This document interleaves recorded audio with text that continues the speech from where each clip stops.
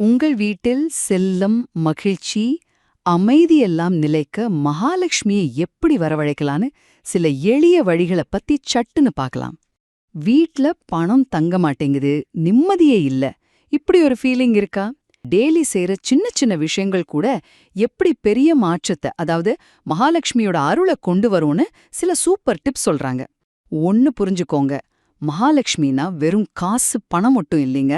அது சந்தோஷம், ஆரோக்கியம், நிம்மதி, செழிப்புன்னு எல்லாமே சேர்ந்ததுதான். சரி, முதல்ல என்ன செய்யணும்னா, தூய்மையும் ஒரு நல்ல வரவேற்பும் தான். உங்க வீட்ட, குறிப்பா பூஜை அறை, சமையலறை, அப்புறம் பணம் வைக்கிற இடமெல்லாம் எப்பவுமே சுத்தமா நல்ல வெளிச்சமா வச்சுக்கோங்க. தினமும் வாசல்ல கொஞ்சம் தண்ணீர் தெளிச்சு அந்த சிக்கு கோலம் போடுறது, அப்புறம் நிலப்படியில மஞ்சள் குங்குமம் வைக்கிறது, இதெல்லாம் லக்ஷ்மி கடாட்சத்தை அப்படி ஈர்க்கும் பாருங்க. ரெண்டாவதா, வீட்டுக்குள்ள ஒரு நல்ல பாசிட்டிவ் எனர்ஜி வேணும் இல்லையா? அதுக்கு தினமும் காலையிலயும் சாயங்காலமும் ஒரு சின்ன நெய் தீபம் ஏத்துங்க. சாம்பிராணி, ஊதுபத்தி மாதிரி நல்லா வாசனை காட்டுங்க.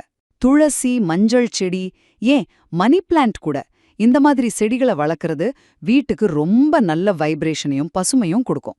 மூணாவதா, இது ரொம்ப ரொம்ப முக்கியம், நல்லிணக்கமும் தர்மமும். வீட்டுக்குள்ள ப்ளீஸ் சண்டை சச்சரவெல்லாம் வேணாம். முடிஞ்ச வரைக்கும் எல்லார்ட்டையும் அன்பா கனிவா பேசுங்க. பெரியவங்கள மதிக்கணும்.